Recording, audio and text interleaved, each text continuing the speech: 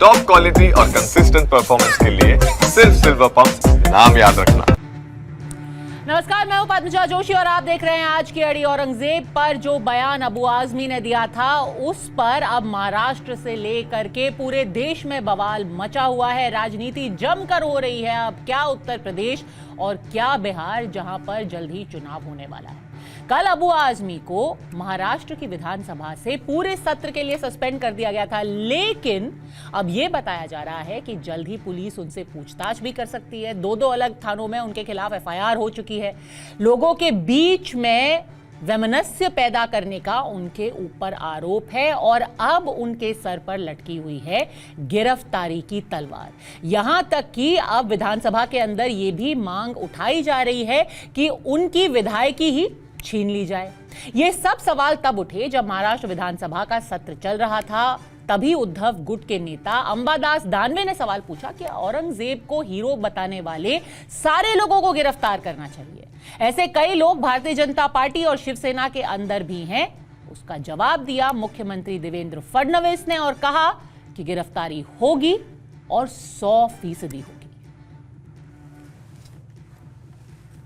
मोदी जेलमध्ये टाकीन, 100% टाकू। बिल्कुल, जैसे अबू आजमी की मांग हम 2 दिनों से कर रहे थे। भाजपा ने 2 दिन लगाए उनको सस्पेंड करने में, और क्योंकि यही भाजपा की बी टीम है और ये सत्य है। अब महाराष्ट्र में तो सियासत शुरू हुई, लेकिन उसके बाद इसका जिक्र किया योगी आदित्यनाथ ने। उन्होंने जब विधान परिषद में कल अपना भाषण दिया, उन्होंने कहा कि क्या अबू आजमी जैसे लोग समाजवादी पार्टी के आदर्श बन चुके हैं? क्यों समाजवादी पार्टी का नेतृत्व उनकी बात का खंडन नहीं कर रहा?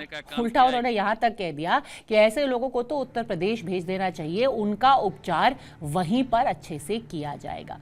इस बीच बिहार में भारतीय जनता पार्टी की तरफ से एक गूगली आ गई। भारतीय जनता पार्टी, आपको याद होगा, यूपी, महाराष्ट्र में लगातार कह रही है कि जो भी औरंगजेब के फैंस हैं, जो भी औरंगजेब प्रेमी हैं, उनको गिरफ्तार कर लेना चाहिए। लेकिन बिहार में ही उनका जो एक सहयोगी दल है जेडीयू, उनके एमएलसी खालिद अनवर ने भी औरंगजेब के फेवर में बोल दिया। उन्होंने कहा कि इतिहास में कुछ लोग बुरे काम भी करते हैं, कुछ अच्छा काम भी औरंगजेब ने किया है। बस फिर क्या था कि गठबंधन के अंदर ही जंग छिड़ गई। औरंगजेब के बारे में हिस्टोरियंस की जो राय है वही राय सही होगी, और हिस्टोरियंस की राय उनके बारे में यह है कि वो एक अच्छे हुक्मरान थे, अच्छे राजा थे। कुछ हिस्टोरियंस ये कहते हैं कि भाई उन्होंने कुछ गलतियां की किसी धर्म के बारे में। औरंगजेब की जो तारीफ कर रहा है वो हम तो कहते हैं कि वो देशद्रोही है। मैं तो बोला कि जो भी औरंगजेब अगर आज के समय में रहते, यही भारत सरकार उनको फांसी की सजा देती। समझे? इस पे कोई कॉम्प्रोमाइज नहीं। हम गर्व से कहते हैं सनातनी हम हैं, हिंदू हैं, और लेकिन हम हर धर्म का सम्मान करते हैं, लेकिन औरंगजेब का सम्मान नहीं कर सकते। कि औरंगजेब के बारे में बहुत सारी बातें जो हम लोगों ने पढ़ा है, जो तमाम इतिहास में, भारत के इतिहास में लिखा हुआ है कि वह ईमानदार व्यक्ति था।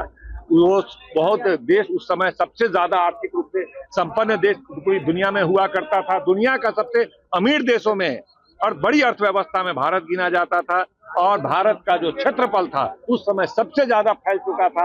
आज जो छोटा संकीर्ण हो गया है हम लोग का बहुत भारत। औरंगजेब ने इस देश को लूटने का काम किया। एक आताताई के रूप में औरंगजेब का नाम लिया जाता था, तो बोलने वाले पे कार्रवाई हुई। बिहार में चर्चाएं हो रही उनके पक्ष की, तो ये काफी दुखद और चिंताजनक है। जिसने देश को लूटने का काम किया, ऐसे लोगों का अगर हम महिमा मंडित करते तो काफी दुखद है। अगर इस तरह की कार्रवाई यहाँ होती है तो कार्रवाई यहाँ भी होनी चाहिए।